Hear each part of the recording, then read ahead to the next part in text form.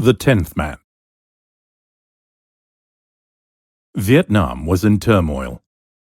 A bitter, costly war was raging between communist guerrillas and American and Allied forces. In South Vietnam, Saigon, the capital city had become the most active black market in the world. Millions of American dollars were in circulation. People began to think that gold was safer than American dollar bills.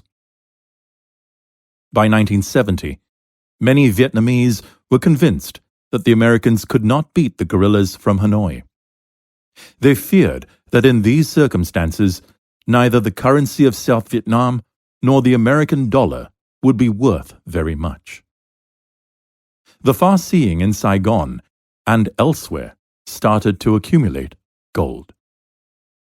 Few of the 1,000 Vietnamese later to receive worldwide publicity as boat people fleeing from oppressive communist rule after the North Vietnamese had taken over the whole of the country could have believed that their very lives would depend upon their gold savings. All they were intent upon then, in the early 70s, was to turn their assets into gold. American dollars accumulated on the black market and in soldiers' brothels must be turned into gold bars as quickly as possible. How? Saigon gold merchants were besieged. The sale of gold bars in Vietnam was forbidden. The demand for gold was intense. Shady, enterprising businessmen knew that the answer was to smuggle gold in from places like Singapore, where the metal was sold freely to non-residents.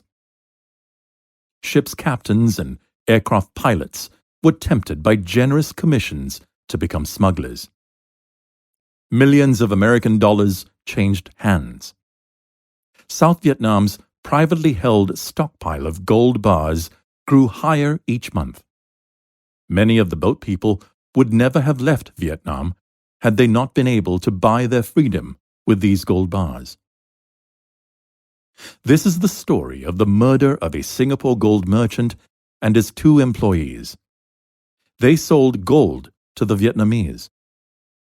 They were robbed in Singapore of 120 gold bars intended for Saigon.